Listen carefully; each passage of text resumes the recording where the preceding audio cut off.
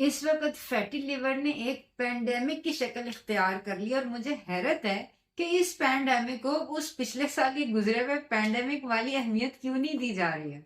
तो इस वीडियो में मैं आपको फैटी लिवर के बारे में वो बातें बताऊंगी जो आपको पहले नहीं पता थी।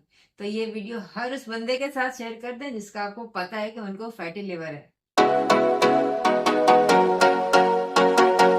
अस्सलाम वालेकुम वरहमतुल्लाहि वबरकातुहू। हीलिंग जामा क्लिनिक से मैं डॉक्टर असम महमूद और आज हम डिस्कस करेंगे फैटी लिवर के बारे में सारा कुछ।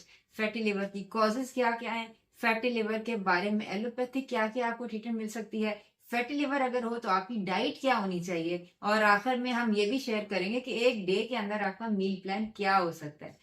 तो अगर आपको जल्दी है ना तो डिस्क्रिप्शन बॉक्स में दिए गए टाइम स्टैम्प्स के अंदर देख लेंगे कहाँ कहाँ क्या क्या चीजें, लेकिन अगर आप एंड तक देखेंगे तो पक्की बात है कि आपको बहुत फायदा होगा। तो सबसे पहले जैसे कि नाम से पता चलता है कि लिवर के ऊपर फैट जमा हुआ है, तो फैट जमने की क्या क्या कॉजेज है। सबसे पहले तो अगर आपने एक्सेसिव फैट ले लिया, खासतौर पे ऐसा फैट जो कि डीनेचर्ड फैट है। डीनेचर्ड फैट क्या होता है? डीनेचर्ड फैट ये होता है कि फैट नॉर्मली ऑयल्स वगैरह जो हम खाते हैं वो फैट्स होते हैं, ठीक है ना। तो नॉर्मली तो आपने देखा है कि ऑयल कहीं पे भी चिपकता नहीं है। ऑयल का काम है बहना, लिक्विड है बह जाता है। लेकिन कुछ ऑयल्स ऐसे हैं जिनको डीनेचर किया जाता है। क्यों डीनेचर किया जाता है?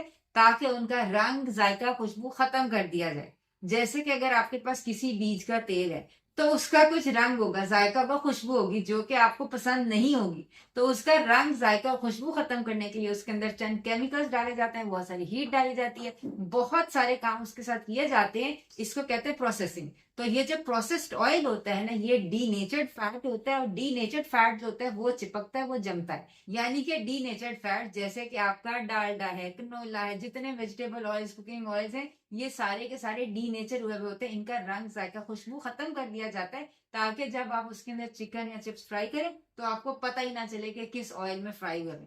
तो ये सबसे पहली बात है कि डीनेचर्ड ऑयल जो होते हैं वो चिपकते हैं, वो आपने नहीं लेने। दूसरे नंबर के ऊपर अगर आप एक्सेसिव शुगर्स खा लेते हैं, ठीक है ना, तो शुगर का काम क्या है कि वो आपको एनर्जी दे। अगर आप उस वक्त उससे एनर्जी नहीं ले सकते, यानी कि आपने बहुत सारे 2 मन चीनी खा ली है लेकिन काम आपका मजदूरों वाला नहीं है, काम आपको ऑफिस में बैठे करने वाला है, तो क्या होगा? अब वो एक्सेस शुगर बॉडी क्या करे? एक्सेसिव शुगर को बॉडी ये करती है कि उसको फैट में चेंज कर देती है, और ये फैट सबसे बड़ा कॉज है आपके लिवर के ऊपर फैट जमने का, यानी कि फैटी लिवर होने का। तो ये थी हमारी कॉजेस। अब इसके लिए एलोपैथिक ट्रीटमेंट ये होता है कि आपकी शुगर और फैट्स कम की जाती है। फैट्स को कम करने का तरीका होता है कि स्टैटिन्स दिए जाते हैं। स्टैटिन्स के आपको पता है कि बहुत सारे साइड इफेक्ट्स हैं, जैसे कि पट्टे कमजोर हो जाते हैं, और खासतौर पे अगर आपका फैटी लिवर के साथ साथ लिवर एंजाइम से डीरेंज हुए हुए तो उसके अंदर हम आपको स्टैटिन्स नहीं दे सकते। दूसरे नंबर के ऊपर कुछ वो चीजें जिससे शुगर कम होती है, जैसे कि पीपीआर है, गैमा इनहिबिटर्स हैं, मेटफॉर्मिन है, ग्लूकोफेज है, ये तमाम ऐसी दवाइयां जो कि जिनसे शुगर कम की जाती है, ये दी जाती है। इनके भी अपने साइड इफेक्ट्स हैं, जैसे कि मेटफॉर्मिन, ग्लूकोफेज वगैरह अगर आप ज्यादा दे लेंगे तो आपका विटामिन B12 जो है ना वो भी कम हो जाएगा। तो इस तरह ये जो एलोपैथिक मेडिसिन है इनके जाहिर सी बात साइड इफेक्ट्स हैं। तो अगर आप चाहते हैं कि ये मेडिसिन हम ना लें कि जिनसे हमें साइड इफेक्ट्स हो जाते हैं, आपको ये करना पड़ेगा कि अपनी डाइट चेंज करनी पड़ेगी। तो सबसे पहले तो जो आपके ऑयल्स हैं, जो प्रोसेस्ड ऑयल्स हैं, उसको हम चेंज करेंगे अनप्रोसेस्ड ऑयल्स, यानी कि कोल्हू से निकले हुए तेल, जिसको इंग्लिश में वर्जिन ऑयल्स कहते हैं। दूसरे नंबर के ऊपर जितने आपके ब्रेड है, पास्ता है, रोटी है, टोर्टियाज है, ये सब जिन आटों से बनते हैं, अगर गंदम का आटा है या कॉर्न का आटा है या पोटैटो है, ये सब चीजें लो आपके साथ लगते ही चीनी में चेंज हो जाती है।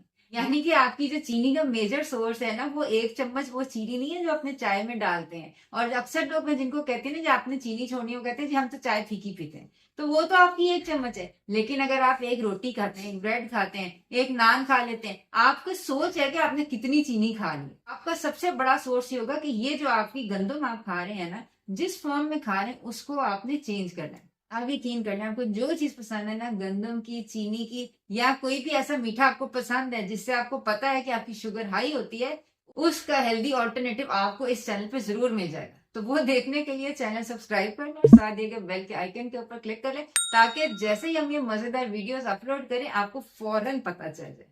इसके अलावा खासतौर पर बच्चे या टीनेजर्स जो होते हैं, उनकी डेली डाइट के अंदर पास्ता या नूडल्स वगैरह जो होते हैं ना बहुत ज्यादा होते हैं। और खासतौर पे ये जब से इंस्टेंट नूडल्स इन्वेंट हुए हैं ना, तब से बच्चियों बच्चों को कुछ और बनाना आता हो या ना आता हो, इंस्टेंट नूडल्स बनाना उनको आता है। लेकिन इंस्टेंट नूडल्स के अंदर मैदा तो होता ही है, उसके अलावा बहुत सारे और केमिकल्स होते हैं जो कि आपके फैटी लिवर के लिए बहुत सख्त नुकसान है। और इसकी रिप्लेसमेंट आप किस चीज से कर सकते हैं? चिक पी यानी कि बेसन के नूडल्स इंडिया में मैंने देखा है मिलते हैं। नीचे कमेंट बॉक्स में अगर आप इंडिया से हैं या जहाँ कहीं से भी हैं जहाँ पे आपको चिकपी यानी कि बेसन के नूडल्स मिल जाते हैं, पास्ता मिल जाते हैं, फुट्टीसीनी मिल जाती है, तो नीचे कमेंट्स में लिख के बता दें ताकि जितने लोग उसको रीड करें उनको उसका फायदा हो। इसके अलावा एक नई किस्म के नूडल्स इन्वेंट हुए हैं, उनको कहते हैं पामीनी। पामीनी जो होते हैं ना पाम हार्ट से बने हुए, ये बिल्कुल जीरो कार्ब नूडल्स हैं। तो खासतौर पे अगर आपको नूडल्स खाना पसंद है और आपका दिल नहीं चाहता कि आप नूडल्स को पकाने में टाइम जाया करें, तो ये पामीनी आपके लिए बहुत अच्छी चीज है। पामीनी पाकिस्तान में अवेलेबल नहीं है, तो ये इंस्टेंट नूडल्स की इसको आपने पकाना भी नहीं है, ठीक है। इसके अंदर आपने कुक मीट डालनी और ये रेडी है, ये आप खा सकते हैं। तो ये मेरे ख्याल से बहुत अच्छा ऑल्टरनेटिव है इंस्टेंट नूडल्स का, जिससे आपका वेट गेन भी होता है और फैटी लिवर भी होता है। इन सब बातों के अलावा बहुत जरूरी चीज है कि आपकी डाइट के अंदर कम से कम 4 से 5 कप सब्जी होनी चाहिए। ये जो सब्जी है अगर खास तौर पे हो ग्रीन लीफी वेजिटेबल्स, जैसे कि बंद गोभी है, जैसे कि केल है, जैसे कि ब्रोकली है, ब्रोकली स्प्राउट्स है, ये सबसे अच्छी सब्जी है। इसके अलावा बाकी भी सब्जियां अच्छी हैं, लेकिन इन सब्जियों के अंदर वो चीजें जो कि आपके फैटी लिवर को रिवर्स करने में आपकी हेल्प आउट करेंगी। जहां तक बात आ जाती है अंडों की, तो अंडे आपके लिए बहुत सख्त जरूरी। अक्सर लोग अंडे छोड़ देते हैं, लेकिन ये बहुत सख्त मुज़िर बात है, क्योंकि अंडों की जो जर्दी होती है ना उसके अंदर कोलिन होता है, और कोलिन बहुत ज्यादा जरूरी है फैटी लिवर को रिवर्स करने के लिए। तो अगर आप अंडे नहीं खा सकते या आपको पास्चराइज्ड अच्छे देसी अंडे नहीं मिलते हैं, तो कोलिन के सप्लीमेंट्स ले लें, वो भी बहुत अच्छी चीज है। ये जो सारी दवाइयां मैंने आपको बताई है ना, इन सबसे बेहतर चीज ये है कि आप कोलिन के सप्लीमेंट्स ले लें। इसके अलावा जो बहुत जरूरी चीज है फैटी लिवर को रिवर्स करने के लिए, वो अगेन आपके ओमेगा 3 फैटी एसिड्स हैं। ओमेगा 3 फैटी एसिड्स के लिए आप ओमेगा 3 कैप्सूल्स भी ले सकते हैं, लेकिन मैं हमेशा कहूंगी कि आप फैटी फिश लें। और आजकल फिश का सीजन है, फिश मिलना कोई मुश्किल नहीं है। ओवरऑल आपकी डाइट जो होगी ना, उसके अंदर आपका जो मेजर एनर्जी सोर्स होगा ना, वो अच्छे फैट्स यानी कि अनप्रोसेस्ड फैट्स और प्रोटीन्स होंगे। पूरे दिन में आपने क्या लेना है, तो अगर देखा जाए ब्रेकफास्ट के अंदर उबले वनडे बहुत अच्छी चीज है। उसके साथ आप कोई भी प्रोटीन शेक जो है वो पी सकते हैं, पेट भर के खाएं। इवन मीठा जो है उसके अंदर आप शुगर की बजाय स्टीविया डाल सकते हैं, मंक फ्रूट डाल सकते हैं, एरिथ्रेटोल डाल सकते हैं। इसी तरह जो आपका दोपहर का खाना है या रात का खाना है, तो उसके अंदर आप अपना गोश्त खाएं जितना आपका गोश्त का कोटा है। अच्छा, और ये सारा जो मैं आपको डाइट बता रही हूँ ना, ये एक हेल्दी बंदे के लिए। अगर आपको इसके साथ शुगर है, ब्लड प्रेशर है, तो ऑब्वियसली आपकी डाइटरी जो है ना वो चेंजेस प्रेफरेंसेस वो चेंज हो जाएंगे। बेसिकली अगर आप सब्जी गोश्त खाते हैं, एक प्लेट कद्दू गोश्त का, गोभी गोश्त का, पालक गोश्त का जो होता है, बेसिकली एक प्लेट जो होता है ना तकरीबन 4 कप सब्जी होती है। आप चाहें तो ये सब्जियां आपने अंडे में डाल के ऑमलेट भी बना सकते हैं। आप चाहें तो यही सब्जियां जो मैंने आपको बताई हैं, इनसे आप सालन भी बना सकते हैं। अगर आप चाहें तो सैलेड या स्मूदी भी बना सकते हैं। मैं जरूर कहूंगी कि पूरे दिन में थोड़ा थोड़ा थोड़ा खाने की बजाय अगर आप 1 मील अ डे कर लें, तो ये सबसे अच्छी चीज है आपका फैटी लिवर रिवर्स करने के लिए। लेकिन अगर आपसे 1 मील अ डे नहीं होता, तो 2 मील्स अ डे के ऊपर रहें, क्योंकि जितनी दफा आप खाना खाएंगे उतनी दफा आपके लिवर को काम करना पड़ेगा, और आपका लिवर पहले ही बीमार है, फैटी लिवर। इसके अलावा चंद एक खाने ऐसे हैं जिनसे फैटी लिवर जो होता है वो रिवर्स हो जाता है, जिसके अंदर लीमू है, जिसके अंदर एप्पल साइडर विनेगर है। इसीलिए जो हमारा है ना सिरका, एप्पल साइडर विनेगर, उसके अंदर मैंने हल्दी डाल के ये बताया हुआ है कि फैटी लिवर को रिवर्स करने की बहुत अच्छी चीज है। हर खाने से पहले 1 कप पानी के अंदर अगर आप 1 चम्मच ये मिला के पी लेते हैं ना, तो आपके फैटी लिवर के लिए बहुत अच्छी चीज है। फैट की हाफ लाइफ होती है 91 डेज। तो इसलिए ये नहीं है कि आज अगर आपने चीनी छोड़ दी है, आटा मैदा गंदम छोड़ दिया है, गंदे ऑयल छोड़ दिए हैं, तो आप एक्सपेक्ट करें कि कल आपका फैटी लिवर रिवर्स हो जाएगा।